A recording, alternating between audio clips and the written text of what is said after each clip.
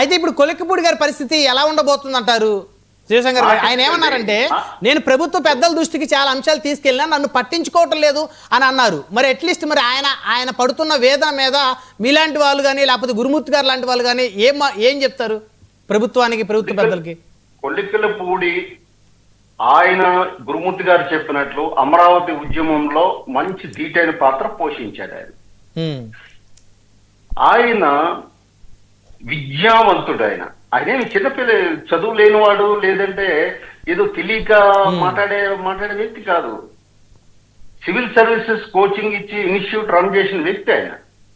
అమరావతి ఉద్యమంలో కూడా ఆయన మాట్లాడారు. చాలా అసలు తెలుగుదేశం చాలా ఆయన్ని అక్కుం చేర్చుకుంది. ఆ ఉద్యమకారుడి నుంచి ఆయన పార్టీలోకి వచ్చాడు.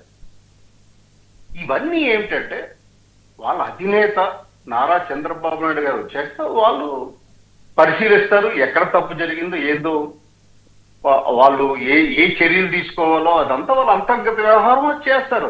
దానివల్ల కూటమి ప్రభుత్వంకి వచ్చిన ఇబ్బంది లేదు, ఏమీ లేదు. ఇలాంటివి జరుగుతుంటాయి, సర్వసాధారణం, ఏ పార్టీలోనే జరుగుతుంటాయి. కొన్ని నియోజకవర్గాల్లో ఎమ్మెల్యేల తీరు మీద కూడా విమర్శలు వస్తా ఉన్నాయి శివశంకర్ గారు. అవును, మరి ఆ ఎపిసోడ్ ఎలా చూస్తారు మీరు?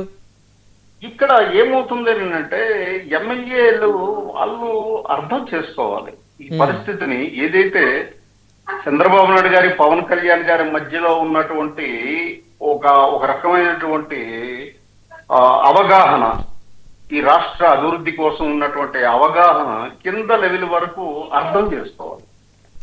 బహుశా నేను అర్థం చేసుకోవడంలో లోపం ఉందని నేను అనుకుంటున్నాను. అది అర్థం చేసుకునేటట్టు చేయవలసిన బాధ్యత పార్టీ అధిష్టానం మీద ఉంటుంది.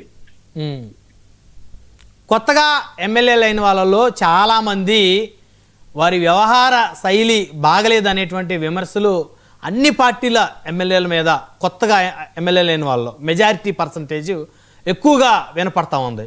అంటే 1.5 yearలోనే ఈ విధంగా వినపడటం అనేది ఇది బాధాకరమైన అంశం కదా సార్? మీరు అంటున్నారు కదా వినపడుతుందని, అందులో వాస్తవం ఎంత ఉందో అది అధిష్టానం నిగ్గు తేలుస్తుంది, నెంబర్ 1. రెండవది ఏంటంటే మనం ఏ విత్తనం వేస్తే ఆ మొక్క మొలుస్తుంది. ఏ పార్టీలోనైనా సరే మనం టికెట్ ఇచ్చినప్పుడు జాగ్రత్త చూసుకోవాలి. టికెట్ ఇచ్చేటప్పుడు మనం ఒక లాజిక్, ఇప్పుడు ఒక లాజిక్ అంటే ఇది ఎవరికైనా రాజకీయ వ్యవస్థలో సాధ్యం కాదు. సో దాన్ని సరిదిద్దవలసినటువంటి అవసరం ఉంది.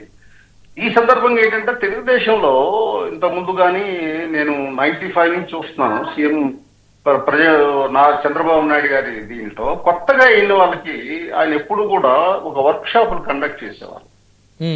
రాజ్యాంగం మీద, పాలసీస్ మీద అవగాహన, చట్టసభల్లో ఎలా మాట్లాడాలి, మరి అది గురుమూర్తి గారు చెప్పాలి.